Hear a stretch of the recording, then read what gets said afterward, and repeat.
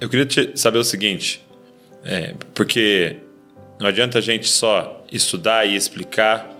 O grande desafio nosso é viver essa graça. E eu achei o nome maravilhoso do Transformadora, né? O que mexeu e mudou em você nesse período mergulhado nisso, assim, que você poderia essa consciência de que eu preciso interagir e usar com a graça e usar os meios dela foi uma das coisas mais impactantes.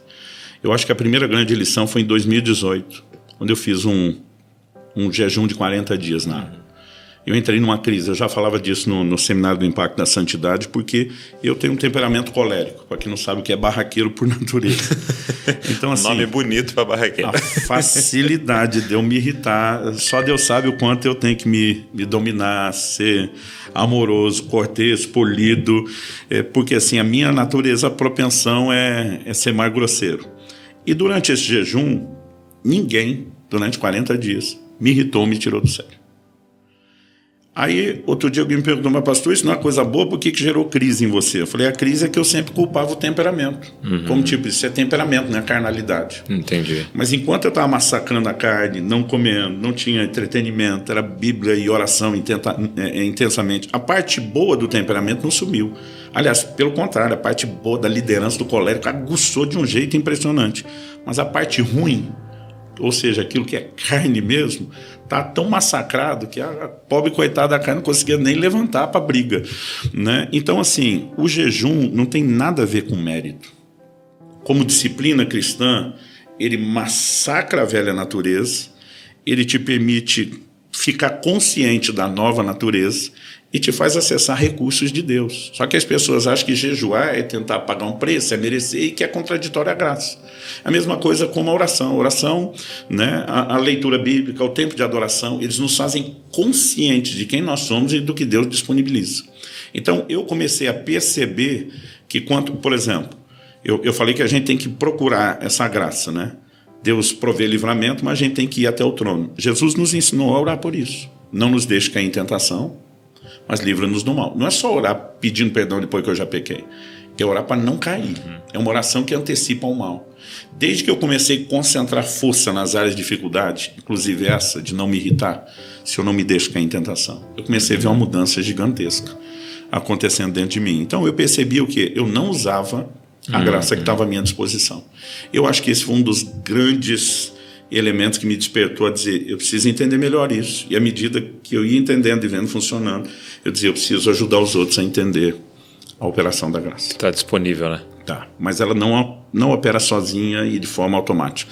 Ela precisa de interação. Eu ouvi alguém dizendo, e colocou isso como Spurgeon, né? Mas tem que tomar cuidado porque Spurgeon fez tanta coisa, né? Que tá... Mas que Spurgeon, ele foi orar para uma mulher que estava com uma doença terminal, já estava perto de morrer, e ela havia sido doméstica, né? Ela trabalhava na casa de pessoas com limpeza e tal, a vida inteira. E aí ele foi na casa dessa mulher muito simples, né? Com uma vida bem simples, assim, financeiramente falando. E aí ele chegou lá e foi orar por ela na cama dela, já ali perto de morrer. E ele viu quando ele estava orando que tinha um quadro em cima da cama, assim. E aí quando ele olha para aquele quadro, ele dá uma olhada. Eu conto essa história no livro Maturidade. Maturidade? E aí... Também li, faço a citação de um livro atribuindo a Spurgeon. A Spurgeon, né? E aí ele pergunta para essa mulher, o que é esse papel aqui? Enquadrado? E ela fala, o último senhor lá que eu trabalhei, ele me deu, achei tão bonito esse papel. E, né, esse papel que ele deu, não sei ler e tal. E enquadrei e deixei aí, como recordação. E aí ele falou, você sabe o que está escrito ali? Não. Aquilo ali ele deixou uma herança para você. Tinha várias coisas. Testamento. Que era sua. Né? E ela viveu essa vida com muita dificuldade a vida inteira. Sem saber o que ela tinha. Porque não acessou o que ela tinha. Né? E eu acredito que é isso, né? Que você está nos falando. Né? Que eles conseguiram receber herança, mas ela já estava bem velhinha, moribunda para desfrutar. E eu acho que é isso, né? Eu acho que a gente olha, por exemplo, para a história de Israel no deserto e olha, poxa, o sapato cresce com eles, a roupa cresce junto, maná, né? Mas usar o mesmo sapato, a mesma roupa e comer a mesma coisa todo dia, não era a vida abundante que estava proposta, né? havia algo a mais, algo né? Algo a mais aguardando eles em Canaã. Eles em Canaã, e eu acho que é disso que a graça nos proporciona, né? A entrar nesse lugar de vida abundante que Jesus está nos prometendo. E que, cara, eu acho que Satanás está querendo nos enganar para que a gente não ponha a mão nessa herança, né? Exato. Que já é nossa.